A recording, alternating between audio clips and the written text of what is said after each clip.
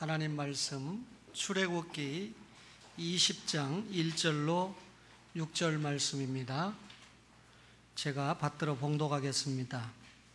하나님이 이 모든 말씀으로 말씀하여 이르시되 나는 너를 애굽 땅 종되었던 집에서 인도하여 낸 내 하나님 여호와니라. 너는 나 외에는 다른 신들을 내게 두지 말라. 너를 위하여 새긴 우상을 만들지 말고 또 위로 하늘에 있는 것이나 아래로 땅에 있는 것이나 땅 아래 물속에 있는 것에 어떤 형상도 만들지 말며 그것들에게 절하지 말며 그것들을 섬기지 말라. 나 내 하나님 여호와는 질투하는 하나님인즉 나를 미워하는 자의 죄를 갚되 아버지로부터 아들에게로 3, 4대까지 이르게 하거니와 나를 사랑하고 내 계명을 지키는 자에게는 1000대까지 은혜를 베푸느니라. 아멘. 구원받은 여러분과 저가 많은 예배에 동참하고 있습니다. 주일 예배가 있고 수요일과 금요일에도 예배가 있고 또 구역 예배도 있습니다. 이런 많은 예배를 드리면서 여러분과 저가 어떤 마음으로 예배를 드리고 있는가? 그저 예수 믿으니까, 조상 때부터 예수를 믿으니까 예배를 드려야지, 믿는 자의 당연한 의무이니까 예배에 참석해야지, 그냥 앉아서 아무 생각 없이 예배에 동참했다는 것만으로 만족한다면 보통 문제가 아니라는 생각입니다. 참된 예배가 아니라는 거죠. 그렇다면 여러분과 저가 과연 참된 예배를 드리고 있는가? 나는 참된 예배자인가? 오늘 거룩한 주일에 참으로 예배하는 자라는 제목으로 하나님의 말씀을 나누기를 원합니다. 참으로 예배하는 사람은 하나님만을 섬기는 사람입니다. 오늘 출애굽기 20장 3절에 보니까 너는 나 외에는 다른 신들을 내게 두지 말라 그랬습니다. 여기 나 외에는 이라고 하는 말은 하나님을 제외한 그 무엇도, 하나님과 대립되는 그 무엇을 하나님보다 사랑해서는 안 된다 그 말입니다. 다른 신이라고 하는 말씀은 헛된 신들을 말하는 거죠. 여기 다른 신들을 내게 두지 말라 그랬는데 이 말씀이 기록될 당시에 근동에는 많은 사람들이 다른 신들을 섬기고 있었습니다. 예배라고 하는 것이 무엇입니까? 제가 히브리어와 헬라어로 친절하게 설명을 했는데 예배는 섬긴다, 엎드린다, 경배한다, 받들어 섬긴다 이런 말입니다. 종합하면 우리가 가지고 있는 모든 가치를 그분에게 영광으로 돌려드린다 그런 의미가 되겠습니다. 그렇다면 이 예배라고 하는 단어가 어떤 사람이라든지 또 다른 신이나 어떤 피조물에는 절대로 사용할 수 없는 단어라는 것입니다. 예배라고 하는 것은 오직 하나님께만 해당이 된다 그 말이죠. 무슨 말입니까? 예배의 대상은 하나님이다. 성부와 성자와 성령이신 세 분이 하나인 삼위일체 하나님만 여러분과 저에게 예배의 대상이 된다 그 말이죠. 그래서 오늘 너는 나 외에는 다른 신들을 내게 두지 말라 그랬습니다. 예배의 대상이 딱 부러지게 하나님이다. 나 외에는 두어서는 안 된다. 하나님만 예배의 대상이다. 신명기 6장 4절에 이스라엘아 들으라 우리 하나님 여호와는 오직 유일한 여호와시니 그랬는데 여기 유일한 여호와시니라고 하는 말은 하나님만 경배할 것을 명령하는 말씀입니다. 뿐만 아니라 다실론주의를 배격하는 말씀입니다. 여호와만 유일하시다 이 말은 하나님과 대치되거나 하나님과 대립될 수 있는 다른 신이 절대로 없다. 예배의 대상은 오직 하나님뿐이다 그 말이죠. 그래서 신명기 6장 3절에 내 하나님 여호와를 경외하며 그를 섬기라 그렇게 말씀하고 있습니다. 여러분 온 세상을 창조하신 분이 누굽니까? 하나님이십니다. 따라서 하나님은 단지 자신보다 다른 신이 높임을 받는 것을 금하신 것이 아닙니다. 하나님 외에 경배를 받을 만한 신이 도무지 없다, 이렇게 말씀하신 것이죠. 예배의 대상이 하나님입니다. 그럼 예배는 누가 드립니까? 여러분과 저가 예배를 드리는데, 하나님은 예배를 드릴 여러분과 저에게 부분을 원하지 않았어요. 예배를 드리는 여러분과 저에게 전부를 원했습니다.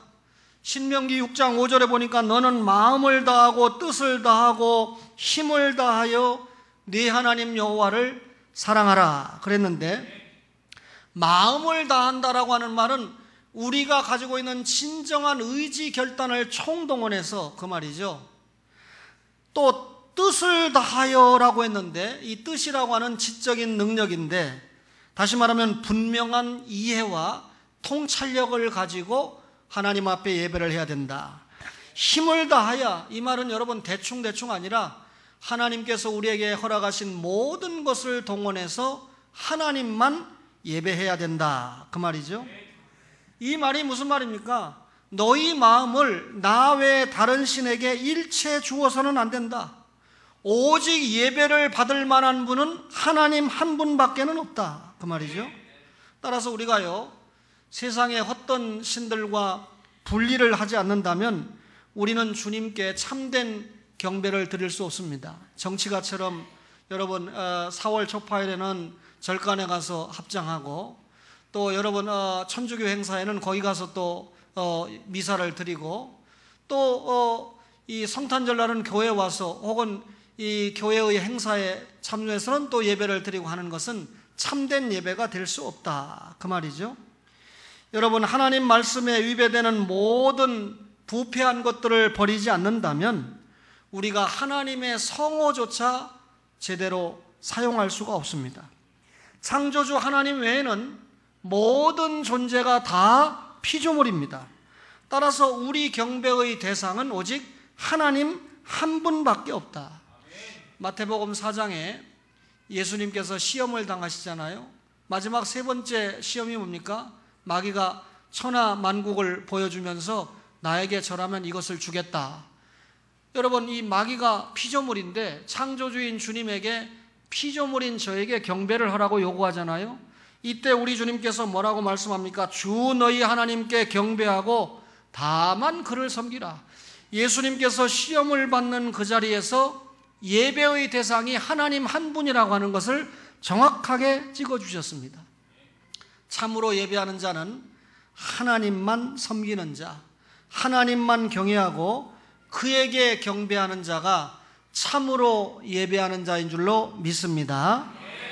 참으로 예배하는 자는요, 우상을 만들어 섬기지 않는 자입니다.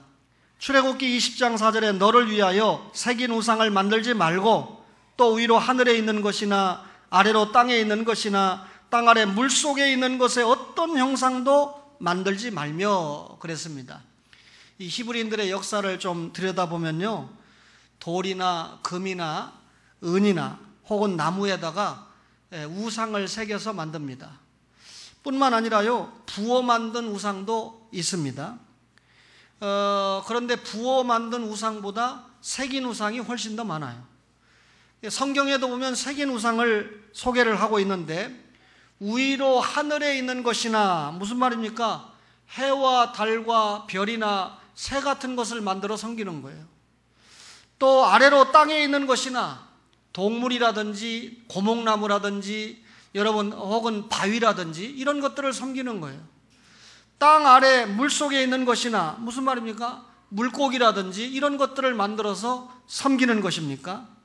주님은 이 말씀 속에서 올바른 예배가 무엇인지 가르치는 거예요. 1계명에서 예배의 대상이 하나님이라는 걸 가르쳐 주셨죠? 그 예배의 대상인 하나님 앞에 예배하는 방법이 절대로 우상이나 형상을 만들어서 섬기는 것이 아니라는 거예요. 2계명의 주된 내용은 뭐냐면 하나님은 영이시라는 겁니다. 신령한 분이고 눈에 보이지 않는 무형성, 또 죽지 않는 불멸성을 가지신 분이 하나님이다. 무형의 실체라는 거죠. 눈에 보이지 않지만 이 자리에 계신 여러분들이 하나님이 살아계시지 않는다고 믿는 사람이 없잖아요. 살아계신 하나님으로 다 믿고 있잖아요. 여러분, 우리 교회 십자가 그림이라든지 뭐 예수님 모습이 담긴 성화가 한 장 없어도 우리는 여러분 이미 영과 진리로 예배하면서 참 하나님을 섬기고 예배하고 있지 않습니까?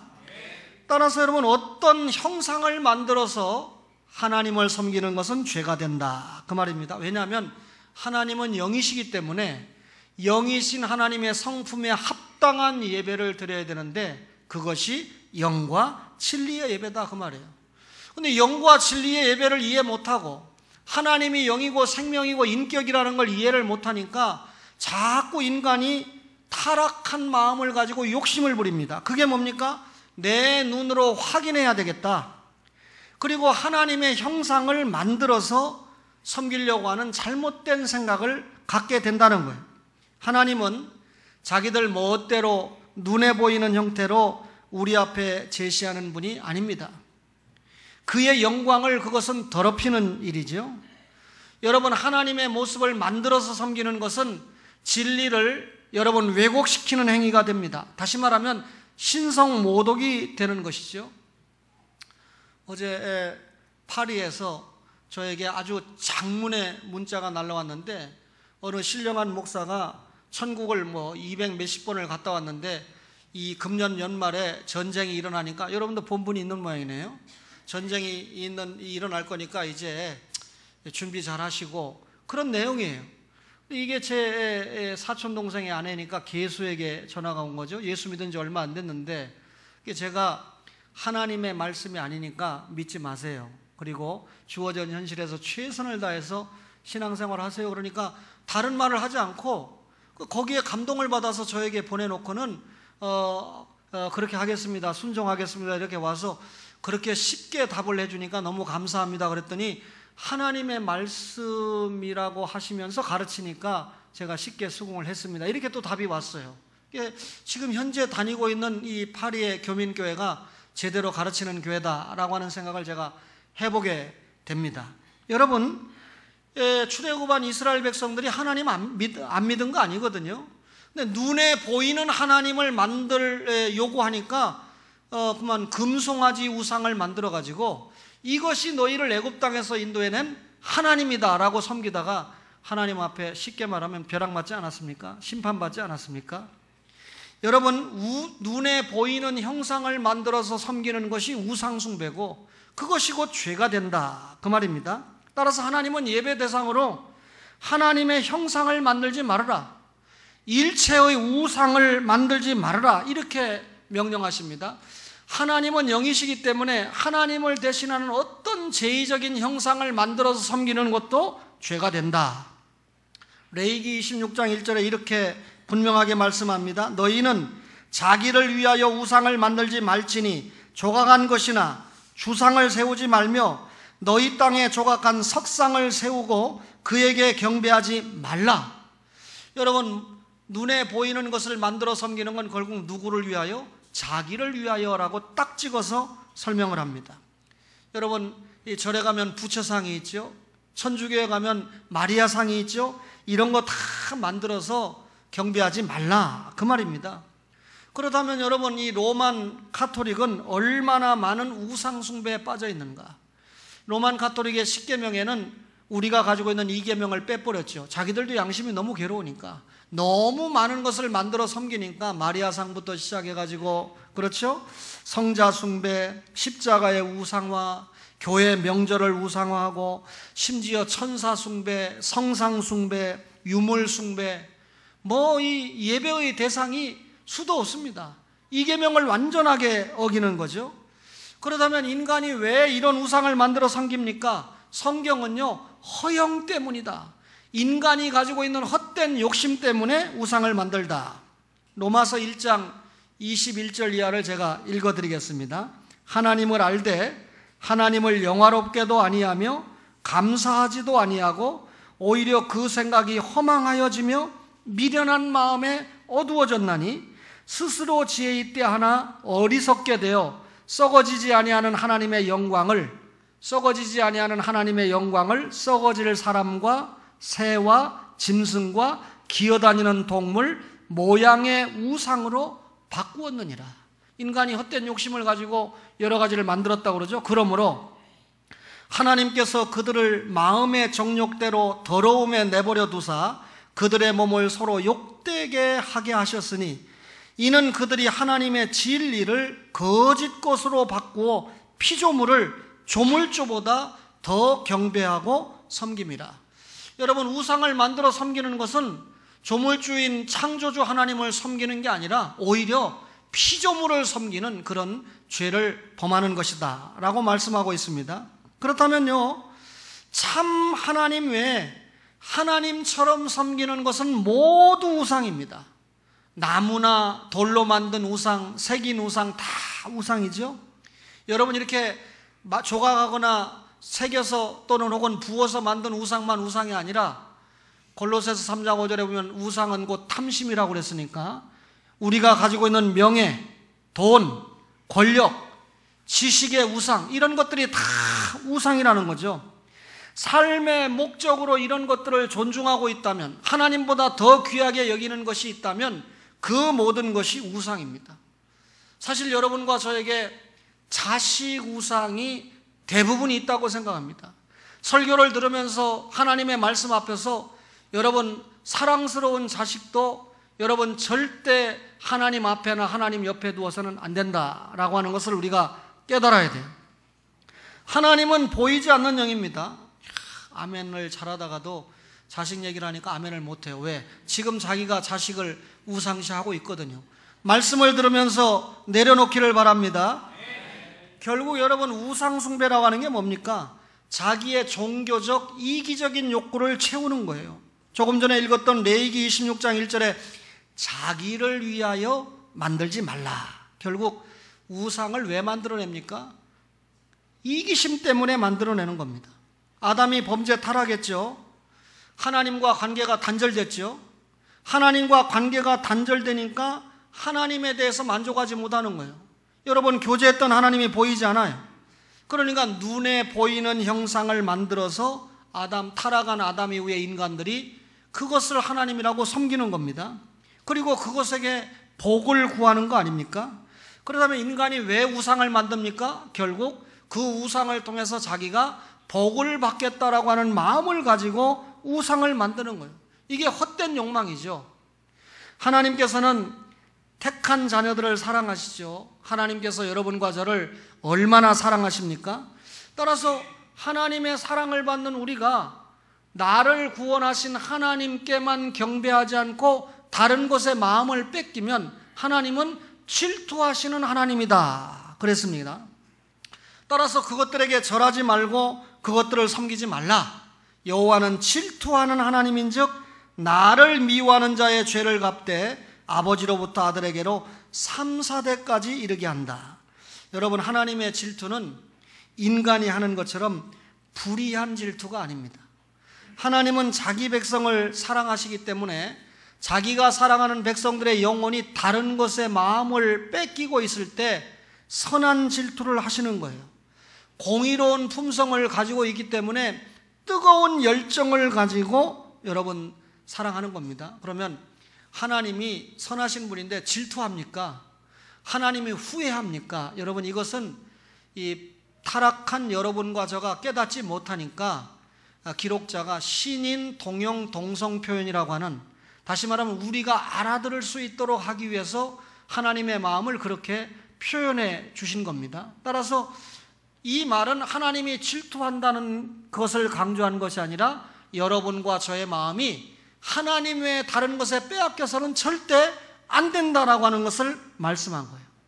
만약에 우리가 마음을 다른 데로 뺏기면 내가 벌을 받는 것은 말할 것도 없고 몇 대까지요? 3, 4대까지라고 하니까 오해를 합니다. 야, 내가 잘못하면 우리 아들, 손자 때까지는 틀림없이 벌을 받겠구나. 이런 말씀이 아니고요. 자식들에게 미치는 부모들의 죄의 영향력이 그만큼 파급된다. 따라서 여러분, 우리가 우상 숭배하는 그 죄의 영향력이 자녀들 때까지 계속해서 파급된다라는 말씀이에요. 그러니까 하나님이 절대적으로 여러분과 저에게 우상 숭배해서는 안 된다라고 하는 걸 강조하고 있는 거죠. 그런데 여러분, 로마 천주교처럼 가보면 온갖 성화라고 하는 미명하의 그림, 그 다음에 성인 숭배, 마리아나 베드로나 바울 같은 경우는 완전히 숭배의 대상이 되고 있지 않습니까? 이거 전부 우상 숭배입니다. 우리는 영이신 하나님을 여러분 영과 진리로 섬겨야 되죠. 우리나라는 명절 아침에 제사가 드려지는데 여러분 제사하는데 절하죠. 또 여러분 묵념을 하지요. 그 절을 하는 사람들의 중심에는 뭐가 있는지 압니까? 조상님, 우리를 좀 잘 지켜주시고 우리에게 좀 복도 주시고 또 우리 아들 추직도 좀 시켜주시고 그런 얘기 아닙니까? 제가 거듭 말씀드리지만 아무리 생각해도요, 우리 조상들이 별로 우리에게 복을 줄 만한 재산을 가지고 있다거나 냉수 먹고 있으신 분들이 다 여러분 조상 아닙니까? 차라리 여러분 조상 가운데 열심히 일했다 그러면 과거 조선 역사를 보면요, 노비가 재산이 있어가지고 그 재산을 가지고 노비를 벗어나는 경우가 있었고 노비가 노비를 데리고 있는 경우가 있었어요. 열심히 일하다 보니까. 근데 양반들은요, 아무것도 없어서 냉수 먹고 있으신 분들이 많았거든요. 특별히 일시들이 그랬죠. 하나님 외에 다른 것에게 복을 구한다는 것 자체가 우상을 섬기는 것입니다. 도무지 경배할 가치가 없다. 따라서 하나님 외에 다른 것에 경배하는 건 모두 다 헛된 경배다, 헛된 예배다. 그럼 여러분 이 시간에 참으로 예배하는 자의 자격으로 앉아 있다고 하면 여러분 하나님을 만나고 하나님께 예배해야 되잖아요. 하나님은 여러분을 어떻게 만나 주십니까? 말씀을 통해서 만나 주시는 거예요. 구약시대 하나님이 직접 말씀하던 시대가 있었지만 신구약 66권이 완전하게 하나님의 말씀으로 기록돼서 우리에게 전해진 이후에는 여러분 지금 이 신약시대는 설교라고 하는 방편을 통해서 하나님 말씀이 전해지는 거예요. 여러분 목사가 하나님의 말씀을 전하면 여러분 그 목사는 하나님 앞에 그 자체가 복입니다. 근데 하나님 말씀 전하지 않고 누구 말 맞다나 후나만 하면 그 목사는 하나님 앞에 붙들려가면 벼락 맞을 겁니다. 여러분 아무 걱정하지 마세요. 여러분 강단에서 하나님 말씀이 쏟아지면 그 말씀을 하나님의 말씀으로 받고 그 말씀 속에서 우리가 영이신 하나님께 영과 진리로 예배하는 거예요. 말씀을 들으면서 우리 마음이 하나님 앞에 집중되면 그 말씀을 듣는 가운데 또 말씀으로 생활하는 가운데 성령님이 역사하시는 줄로 믿습니다. 그게 영과 진리의 예배입니다. 그렇다면 참으로 예배를 드리는 자가 어떤 복을 받느냐? 출애굽기 20장 6절에 나를 사랑하고 내 계명을 지키는 자에게는 천대까지 은혜를 베푸느니라. 하나님을 사랑하는 자 여러분 누굽니까? 그 계명을 지키는 자입니다. 말로만 하나님을 사랑하고 계명을 지키지 않는 자는 실제로 하나님을 사랑하는 자가 아니지요.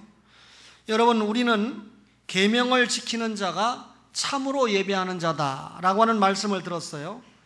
계명을 지키는 자, 여호와를 경외하는 자, 한 마음으로 섬기는 자, 부지런하여 열심을 품고 섬기는 자, 겸손과 인내로 섬기는 자, 누가복음 1장 75절에 성결과 의로 두려움 없이 섬기는 자, 사도행전 13장 36절에 하나님의 뜻을 쫓아 섬기는 자, 욥기서 36장 11절에 말씀을 깊이 청종하는 자, 이런 자들이 다 참으로 예배하는 자다 그 말입니다. 그렇다면 참으로 예배하는 자가 어떤 복을 받느냐?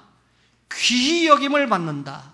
요한복음 12장 26절에 보면 참으로 예배를 드리면 귀히 여김을 받는다. 여러분 우리가 영과 진리로 하나님 앞에 예배를 드리면 하나님이 우리를 귀하게 여깁니다.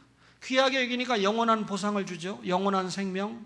그리고 천국에 가서 영원한 생명으로 끝납니까? 영원한 상급까지 받게 되니까 하나님이 여러분과 저를 얼마나 귀하게 여기시는 거예요. 어제 정통한 우리 한 권사님이 이건희 씨는 이미 끝났는데 이 상속이나 여러 가지 문제 때문에 발표를 안 한다고 하는 소리를 들었습니다. 여러분 돈 많잖아요. 최고 좋은 자기가 세운 병원에서 지금 치료를 받고 있는데 아직까지 말을 한다든지 나았다는 이야기가 없다 보니까 뭐 유언비어인지 아닌지는 몰라도 분명한 건 그 사람이 지금 사람 구실을 못하고 누워있는 건 틀림이 없습니다. 그죠? 여러분 하나님이 귀히 여기는 분 아니에요. 여러분 그분하고 우리하고 비교가 됩니까? 한번 여러분 이게 내가 이게 설교를 간단하게 해서 그렇지 아무리 생각을 해봐도요 정말 불쌍한 사람 이제 죽으면 어떻게 됩니까? 지옥 가는 거 아닙니까? 그 다음에 칭찬을 받는다. 로마서 14장 18절에 보니까 사람에게 칭찬을 받는다 그랬어요. 야, 참으로 예배하는데 사람에게 칭찬을 받는다. 하나님이 귀히 여기니까 하나님이 어떤 사람 귀하게 여깁니까? 신앙과 행위가 일치되는 사람을 귀하게 여기지 않겠어요? 그러면 여러분, 우리가 왜 안티 기독교가 생기고 여러분 교회가 목사가 욕을 먹습니까? 신행일치가 안 되니까 욕먹는 거예요. 신행일치가 잘 되는 교회와 목사나 성도는 반드시 외인들에게 칭송을 받게 돼 있습니다. 여러분, 영원한 축복을 받는다. 계시록 7장 15절 이하에 정리해 보면요, 여러분, 영원한 축복, 영원히 하나님만 섬기는 축복, 그 다음에 하나님이 장막을 치시리니, 이 말은 하나님이 영원한 보호를 해주는 축복, 그 다음에 여러분, 눈물과 슬픔과 죽음이 없는 곳이니까 여러분, 다함이 없는, 목마름과 주림이 없으니까 다함이 없는 충족의 축복, 어린 양이 목자가 되시는 축복이니까 세상에서는 여러분, 저같이 부족한 목사가 여러분을 이끌고 가는데 천국에 가면 완전하신 주님이 우리를 이끌고 가시니까 얼마나 이게 굉장한 축복입니까? 거기에다가 여러분, 모든 비통에서 해방되는 축복입니다. 여러분, 고통이 없어요. 눈물이 없어요. 괴로움이 없습니다. 참으로 예배하는 자에게 이런 영원한 축복이 약속되어 있습니다. 여러분, 성경을 보면 아무리 봐도 축복받는 분들은 예배에 성공한 분들입니다. 앞으로 제가 계속해서 설교하겠지만 이 예배가, 이 공예배는 말할 것도 없고 공예배를 통한 삶의 연장에 엿새와 일회의 법칙을 준수하는 삶의 예배에서 성공하는 자들을 하나님이 축복하신다, 그 말이죠. 예배는 우리의 의무입니다. 동시에 예배는 우리의 특권입니다. 따라서 여러분, 예배에 실패하는 것은 한마디로 말하면 신앙의 실패가 된다, 그 말이죠. 진정한 예배의 대상 하나님입니다. 진정한 예배의 방법, 영과 진리의 예배입니다. 따라서 형식적인 예배, 여러분, 하나님이 기뻐하시지 않는다, 그 말이죠. 제가 예배를 보러 간다 그럴 때는 주님을 만나러 간다, 이런 의미로 사용을 했는데 어느 장로님이 지적을 하니까 내가 고치려고 합니다. 예배를 보러 간다, 여러분, 실제로 예배를 보러 가는 게 주님을 보러 가면 상관이 없는데 실제로 예배를 보러 간다, 이 말이 무슨 말인가? 예배 구경하러 간다. 이 교회는 예배 어떻게 드리나? 형식이 뭔가? 목사 설교가 얼마나 짧은가? 선교사님들은 얼마나 또 은혜를 끼쳐주시는가?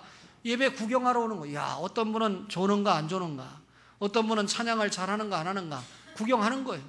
예배 구경하러 오는 거 아니죠. 예배는 보러 가는 게 아니고 예배를 평가하러 가는 게 아니라, 예배를 구경하러 가는 게 아니라 자신이 모든 것을 동원해서 하나님 앞에 모든 가치를 돌려드리는 영과 진리의 예배를 위해서 오는 줄로 믿습니다.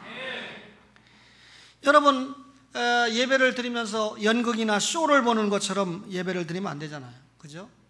제가 필리핀에 가서 적용을 잘 하시는 선교사님을 한 분 만났는데 함께 예배를 드려서 너무 감사해요. 근데 제가 여러분들에게 거듭 몇 번 말씀을 드렸습니다. 필리핀에 가니까 도대체가 우리나라에 장충체육관을 지어줬던 그 나라가 왜 이렇게 비참하게 됐는지, 더군다나 박희경 선교사님이 사는 곳도 가난한 사람들이 많지만 김적용 선교사님이 사역하는 곳에는 이거는 정말 상상할 수 없는 이런 사람들이 살고 있어서 얼마나 마음이 무거운지 몰라요. 여러분, 장로님 집사님들의 아들과 딸들이 너무 호강하는 것 때문에 지쳐 있으면 김적용 선교사님에게 일주일만 보내놓으면 사람이 돼서 온다. 신목사 설교 1년 들어도 사람이 안 되는데 현장에 한 번만 갔다 오면 사람이 된다. 가봐야 알아요. 근데 제가 필리핀에 피딩하는 사역을 참석해 보니까 어떤 선교사는요, 그 피딩 비대가 다 대서가는 거죠. 가가지고 그냥 모여라, 동네 한 바퀴 쫙 해서 모여라, 그러면 예배당 앞에 쏜살같이 그냥 200명 300명이 쭉 줄 서서 모이는 거예요. 그래가지고 God bless you, see you again, 이렇게 하고 놀아주는 거예요. 그렇게 하라니까 또 제가 해야지. 내가 또 따갈로어를 합니까? 거기는 또 영어도 짧지만 영어로 해도 또 못 알아듣는 동네라네. 가난한 동네는 또 안 가르치니까, 그죠? 그래가지고 한 2번 그렇게 하고 오니까 이게 구제인가 구령인가 제가 딜레마에 빠졌어요. 근데 여러분, 필리핀 사람들이 한여 100~200원짜리 얻어먹겠다고 2시간씩 줄 서고 이렇게 하는 걸 보니까 그거 사진 찍어가지고 와가지고 개똥이 새똥이 목사들이 다 옆에 와가지고 국회의원 사진 찍듯이 사진 찍고 와가지고 내가 이런 사역하고 왔다. 그래서 교회에서 1,000만 원 받고, 용서해서 이거 녹음되죠. 800만 원 지주머니 넣고 100만 원 여행경비로 쓰고 100만 원은 거기 가서 쓰고. 비참한 현실입니다. 그래서 감독을 똑바로 해야 돼요. 선교사님이 교회와 교단에 정확하게 소속이 있어야 돼요. 그러니까 저는 어느 선교사님이 제 자비량 선교사입니다. 치워라. 자비량을 하면 그냥 선교사라 하지 말고 자비량 하면 돼. 교회와 교단에 정확하게 소속이 돼 있지 않는 선교사님은 제가 용서해서 제 기준으로 상대 안 합니다. 왜? 믿을 수가 없으니까. 그런데 제가 약간 실망하는 사이에 적용 선교사님을 만나서 불락한 가자고 해서 힘든데 갔습니다. 가서 뭐 이렇게 준비를 해가지고 저기 하는데, 야, 이 선교사님 똥배짱이에요. 모이라고 해놓고 예배를 드리는 거예요. 그 예배를 드리는데 그 예배가 1, 20분에 끝나는 게 아니에요. 우리식으로 1시간 내지 1시간 반을 예배를 드리는데, 거기 와가지고 아이 어른 할 것 없이 예배를 열심히 드리는 거예요. 왜? 예배 끝나고 나면 뭐가 주죠? 먹을 걸 주니까. 근데 그 먹을 것이 합쳐보니까 뭐 150원이나 우리 돈으로 200원이나 될까 말까 그래요. 그거 타먹으려고 예배를 열심히 드리는 거예요. 그리고 중간에 오는 사람은 다 막아서 못 들어오게 합니다. 야, 김적영 선교사님 진짜 웃기는 분입니다. 그러고 예배를 드리는데 제가 설교했습니다. 너 옆에서 통역했죠. 설교가 다 끝나고 나는데 또 술술 나오시더니 뭐 그분이나 저나 뭐 늦게 사역을 시작했으니까 완벽하지 못하잖아요. 발음이나 뭐나. 근데 모아놓고 제가 설교한 거 가지고 질문하는 거예요. 퀴즈 내는 거예요. 그래서 그걸 알아맞추면 내 기억에 한 300원이나 500원 정도의 선물을 받으니까 처음부터 설교를 똑바로 듣는, 이게 완전히 훈련이 돼 있는 거예요. 그래가지고 마지막에 5명, 10명을 이렇게 뽑아가지고 퀴즈를 해가지고 맞추니까 점점 이 사람들의 믿음이 생기게 되고 말씀에 대한 이해가 되니까 이제는 심 안 드리고 모여라 그러면 당연히 예배 참석하고, 예배 끝나면 피딩이 있는 건 상식화가 된 거예요. 처음에 그렇게 만들기까지 얼마나 어려우셨겠습니까? 그렇죠? 박기경 선교사님은 필리핀에 오시는 날 바로 피딩을 갔는데, 사실은 설교 제가 하고 자기는 축도만 했는데 주인공이 축도 사진만 나오니까 저는 비껴서 가지고 엑스트라가 됐죠. 그래서 지금은 이제 두 분 선교사님이 호흡을 맞춰가지고 현장 사역을 잘 감당하시니까 얼마나 감사한지 몰라요. 이 선교사님이요, 구제가 아니고 구제는 구령을 위한 방편으로 분명하게 활용하시는 거예요. 선교지에서 후원지에서 날라오는 이 선교비를 얼마나 야무지게 사용하시는지. 그 아들 한음이가 있는데 제 아들 상훈이가 있지 않습니까? 아빠, 한음이는 거지예요. 말은 그렇게 표현 안 했어요. 제가 20페소 30페소가 없어가지고 걸어다니는 애입니다. 교회 올 때 걸어와요. 그 더운데 걸어온다는 거예요. 아빠가 하루에 40페소인가 50페소밖에 용돈을 안 주니까 학교 왕복 갔다 오는 차비가 안 되는 거예요. 그러면 아빠가 돈이 있는데 그렇게 하겠습니까? 여러분, 선교지에 사용하다 보면 늘 넉넉하지 못한 생활을 하는 거예요. 그 말을 듣고 내가 선교사님들의 자녀들을 뽑아서 그 교회에서 돕기 시작했던 것입니다. 길게 하지 못해서 제가 마음이 아프지만 이제 이런 것들은 우리 초원이 기억해야 될 사역인데, 이런 선교사님이 오셨는데 제가 알기로 필리핀에 파송받은 지 벌써 5년, 한국에서 교회도 잘 짓고 전라도 어디 목포 지역이죠. 사역을 잘 하시다가 내 인생 후반부를 선교하는 데 보내야 되겠다고 가셨는데, 저도 그런 마음으로 필리핀 갔던 거예요. 사실은 그런 마음이 있었던 거예요. 여러분들이 잘 안 변하니까.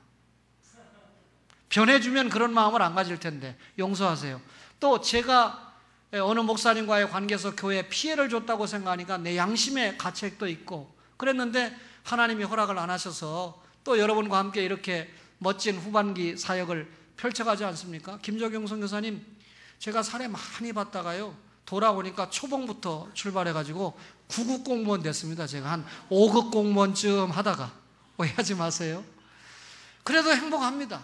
근데 여러분, 5년 만에 지금 2번째 나오신 거예요. 그러니까 이번에 건강검진 때문에 이 현장이 열악하니까 이 기독병원의 의사가 지난번에 간증했잖아요. 선교지에 왔다가 열악한 걸 보고 언제든지 오시면 무료로 검진하고 치료해 드리겠습니다 해서 인천 기독병원에서 이 감리교 선교사 아니면 무료로 안 해줘요. 거기가 우리 선교사님 감리교 선교사님 아니거든요. 예. 이상철 목사님이 어디 가서 설교하면서 추도 예배는 감리교 교인이 만든 거래더라. 이무영이가 만든 거래더라. 근데 왜 우리가 추도 예배를 드리냐? 그렇게 하고 부산 가서 힘을 줬다는 거 아니에요.